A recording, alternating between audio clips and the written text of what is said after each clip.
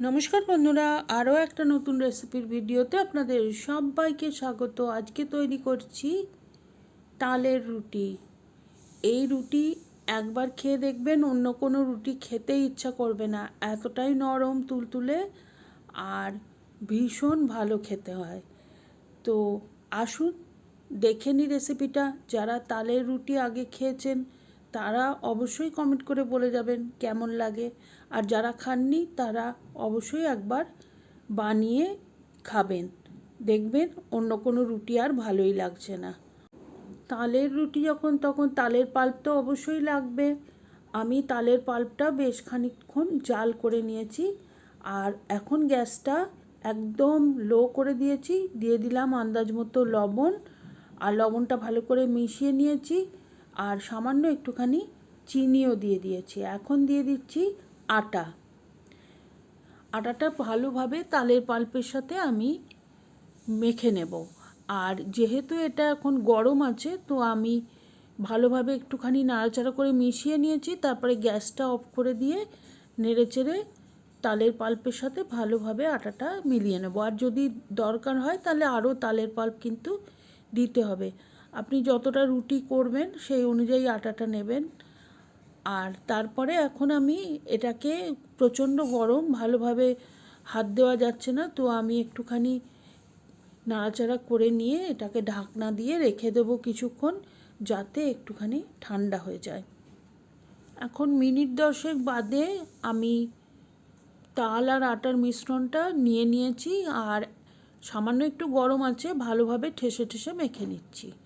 খুব ভালো করে মেখে নিতে হবে। আর যেহেতু এটা গরম তাল দিয়ে মাখা হয়েছে, সেজন্য এই রুটি কিন্তু ভীষণ নরম হবে। তালের পাল্প দিয়ে মাখলেই নরম হয়, আর গরম জিনিস দিয়ে মাখলে আরোই নরম হয়। আপনারা যদি নর্মাল যে রুটি বানান সেটাও যদি ঠান্ডা জলের বদলে একটু গরম জল দিয়ে মাখা হয়, তাহলে কিন্তু রুটি বেশি নরম হয়। তো আমি এখন লেচি কেটে নিচ্ছি। যেরকম আপনারা রুটির লেচি করেন সেইভাবেই লেচি কেটে নিতে হবে। আর তারপরে সামান্য সামান্য আটা দিয়ে আমি এই রুটিগুলো বেলে নেব।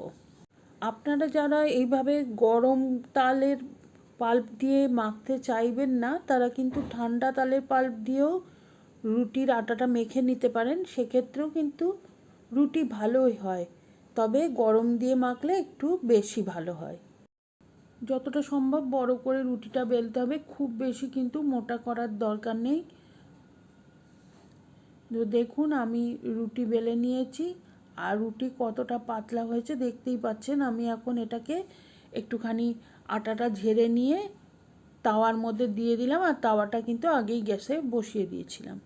এখন নর্মাল আপনারা যেইভাবে রুটি করেন সেই রকমভাবেই করতে হবে। আর এটা যেহেতু তালের রুটি, এটা খুব চট করে একটা পুড়ে যাওয়ার সম্ভাবনা থাকে, সেজন্যে একটা একটা করে রুটি তৈরি করে নেওয়াই ভালো। একসাথে অনেকগুলো রুটি দিয়ে দিলে কিন্তু একটু ম্যানেজ করাটা অসুবিধা হয়ে যায়, আর পুড়ে যাওয়ার সম্ভাবনা থাকে। তো একটা একটা করে রুটি তাওয়াতে সেঁকে নিয়ে আমি জালিতে দিয়ে ফুলিয়ে নিলাম। আর প্রত্যেকবার রুটি তৈরি করার পরে কিন্তু এই তাওয়াটা পরিষ্কার করে নিতে হবে, কেননা আটা যে ঝরে পড়বে একটুখানি, সেটা কালো হয়ে অন্য রুটিতে লেগে দেখতে খারাপ লাগবে।